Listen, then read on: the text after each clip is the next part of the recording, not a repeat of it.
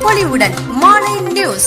மயிலாடுதுறையில் சூரிய ஒளிக்கதிர்களை பயன்படுத்தி மரப்பலகையில் விநாயகர் உருவப்படத்தை வரைந்து விநாயகர் சதுர்த்தி விழாவை கொண்டாடினர்.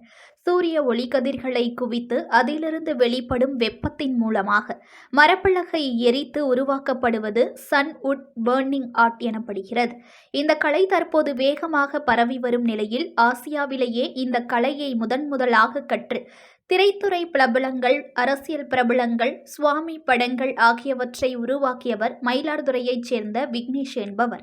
இந்நிலையில் உலகமெங்கும் இன்று விநாயகர் சதுர்த்தி விழா உற்சாகமாக கொண்டாடப்பட உள்ள நிலையில் இவர் விநாயகர் உருவப்படத்தை சன்வுட் பர்னிங் ஆர்ட் முறையில் வரைந்து கொண்டாடுகிறார். பொதுவாக ஒரு உருவத்தை வரைய 4 நாட்கள் மட்டுமே தேவைப்படும் நிலையில் தற்போது போதிய சூரிய வெளிச்சம் இல்லாததால் 15 நாட்கள் எடுத்துக்கொண்டு இந்த ஓவியத்தை வரைந்துள்ளதாக ஓவியர் விக்னேஷ் தெரிவித்தார். புத்தம் புது பொலிவுடன் மாலை நியூஸ்.